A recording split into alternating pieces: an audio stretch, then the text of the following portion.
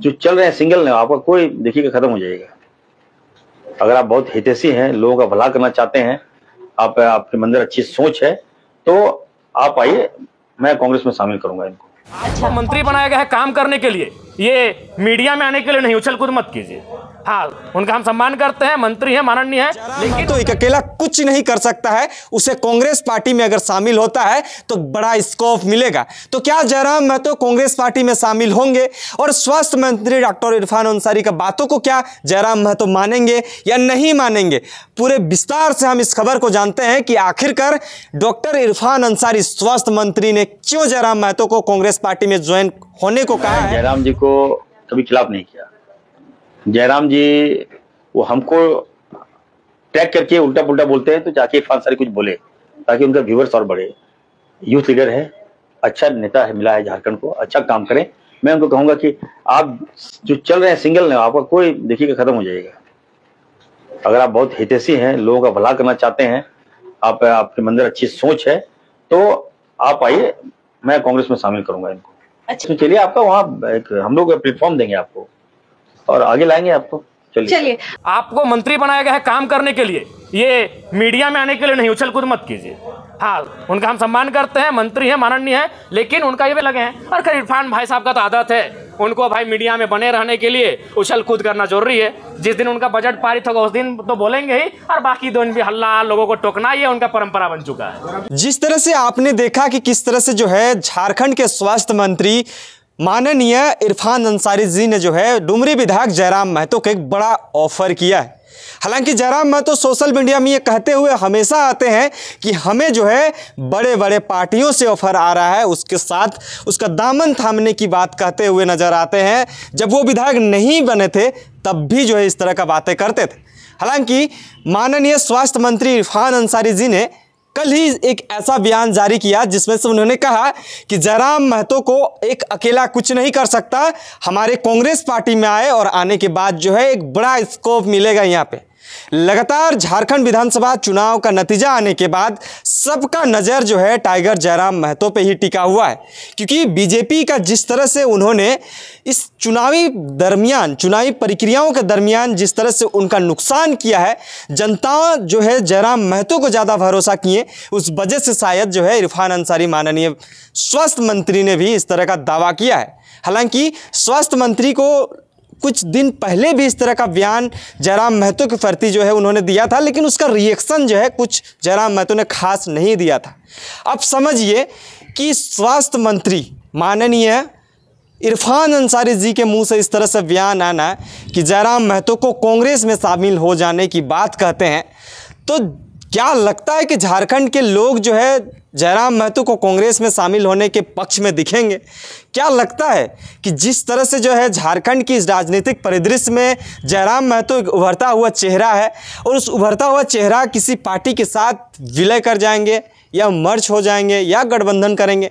क्या इस तरह की कोई राजनीतिक परिदृश्य, कोई परिप्रेक्ष्य लोगों में दिखाई पड़ रही है क्या?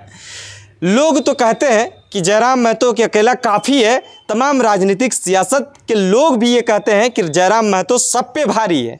हालांकि नेता मंत्री से लेकर बड़े बड़े दिग्गजों के मुंह से भी आज जयराम महतो का चर्चा जो है करने लगे हैं।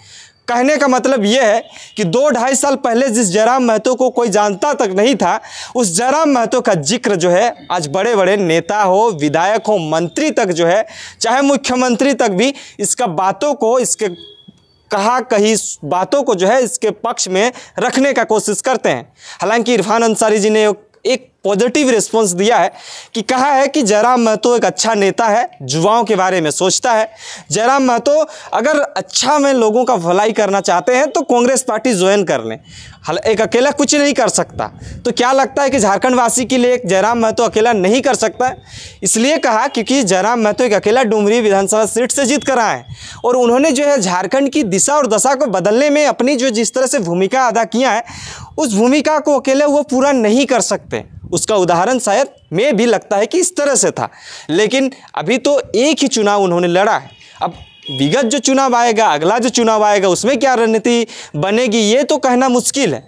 लेकिन युवाओं के बारे अगर जयराम महतो उतना ही हितकारी हैं तो जयराम महतो को कांग्रेस में शामिल हो जाना चाहिए, ऐसा कह रहा है इरफान अंसारी। माननीय स्वास्थ्य मंत्री जी का बयान आता है।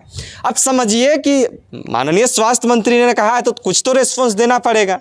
तो क्या जयराम महतो इस चीज़ों का कोई पॉजिटिव वे में लेकर जो है उसका रिस्पॉन्स देना चाहेंगे, या फिर कुछ ऐसा कृत्य सामने आएगा कि जयराम महतो एक अकेला ही जो है अपनी पार्टी के दम पे, अपने लोगों के, जनताओं के बलबूते जो है इस तरह से काम करेंगे। तो यहाँ पे एक सबक लेने की चीज़ है कि जिस शख्स को 2 साल पहले कोई जानता नहीं था, उस शख्स का जो है आज पूरे झारखंड में चर्चा हो रहा है। तो कहीं ना कहीं जनता का प्यार और अपना संघर्ष की वजह से जो है आज अपने उसका चेहरा जो है इतना झारखंड में बना, और बनने के बाद एक विधायक तक का सफ़र उन्होंने किया, केंद्रीय अध्यक्ष बना, लोगों के बीच में जाते हैं, जनताओं का एक उम्मीद भरा किरण उस शख्स में दिखती है।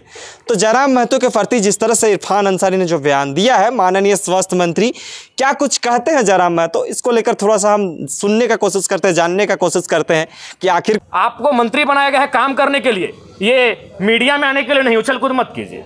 हाँ, उनका हम सम्मान करते हैं, मंत्री हैं, माननीय हैं, लेकिन उनका ये व्यवहार उचित नहीं है। आज ये ज्ञान दे रहे हैं। उस दिन आपका ज्ञान कहाँ था जब आपने इरफान अंसारी जवाब दे ही रहे थे, आपने टोक दिया।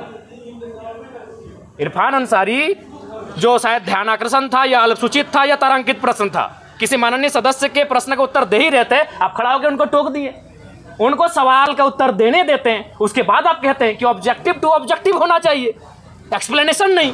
तब आपका संसदीय, अरे भाई नया चूंकि वित्त मंत्री जी अभी इलाज के लिए गए हैं, संसदीय मंत्री, इनको प्रभार मिला है, तो हमारे बड़े भाई माननीय भी उछल कूद करने लगे हैं, अपने आप को सदन से ऊपर ये लोग समझने लगे हैं। और खैर इरफान भाई साहब का तो आदत है, उनको भाई मीडिया में बने रहने के लिए उछल कूद करना जरूरी है। जिस दिन उनका बजट पारित होगा उस दिन तो बोलेंगे ही, और बाकी दिन भी हल्ला, लोगों को टोकना, ये उनका परंपरा बन चुका है। बोलना क्या चाह रहे थे? बोलना हम यही चाहते थे, पर्यटन का बात था। हम मधु मंसूरी जो पद्म श्री विजेता है, हम उनका एक 4-5 लाइन का बोल था, उसको सुनाना चाहते थे। जयराम जी, तो आपको क्यों लग रहा है, ऐसा क्यों हो रहा है? आप एक अपने दम जी पे अकेला आसपास विधायक, बिल्कुल वही कारण है, उनको वही कारण है कि पूरा राज्य जयराम महतो को सुनता है। इस व्यक्ति को, इस लड़के को यहाँ से नियंत्रण में रखा जाए, मुद्दों की बात करता है, जिन मुद्दों को कहने से लोग डरते थे। आज 25 साल हो गया, जादूगोड़ा का मुद्दा सदन में आया था।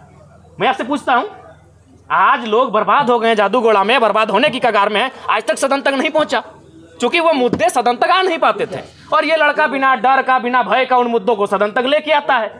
तो इन लोग को हालत खराब है हमसे, और ये बोलते हैं कि नहीं डायरेक्ट आप किसी सदस्य को नहीं लेकर सकते। कैसे नहीं होता है जी? इसी सदन में लोग हिज ... हम नहीं पूरा बोल रहे हैं, बोल के पार हो गए, लो ... बोल के पार हो गए इसी सदन में। तब इनकी ना मर्यादा कही गए थे, हमें एक झारखंडी गीत सुनाए तो इन लोगों को परपरी लग गया भाई। जयराम जी, ये लगता है कि सुदीप कुमार सोनू ज्यादा जानता है।